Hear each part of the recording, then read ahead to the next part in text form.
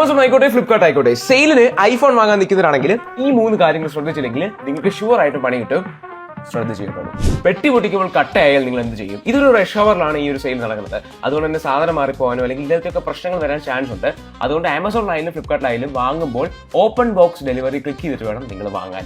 അതായത് ഈ delivery boy വന്നിട്ട് ഇത് പൊട്ടിച്ച് താണ്ട് ഐഫോൺ ആണ് കേട്ടോ എന്ന് പറഞ്ഞ് നമ്മളെ കാണിച്ചിട്ടായിരിക്കും പോകുന്നത്. രണ്ടാമത്തെ കാര്യം, ഐഫോൺ ആണ് വാങ്ങുന്നതെങ്കിൽ ഇപ്പോഴത്തെ ഐഫോൺ ബോക്സിനകത്ത് നമുക്കൊരു QR കോഡ് വരുന്നുണ്ട്.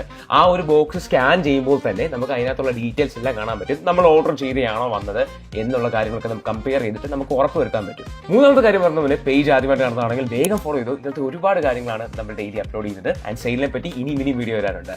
മൂന്നാമത്തെ കാര്യം വേറെ ഒന്നുമല്ല, ഈ ഓപ്പൺ ബോക്സ് ഡെലിവറി ചെയ്യുന്നുണ്ടല്ലോ, അപ്പോൾ ഐഫോൺ നമ്മൾ ജസ്റ്റ് ഒന്ന് ബൂട്ട് ചെയ്യണം. ബൂട്ട് ചെയ്യുന്ന സമയത്ത് നമുക്കൊരു ഐ ബട്ടൺ കാണാൻ പറ്റും ഈ ഒരു ഭാഗത്തായിട്ട്.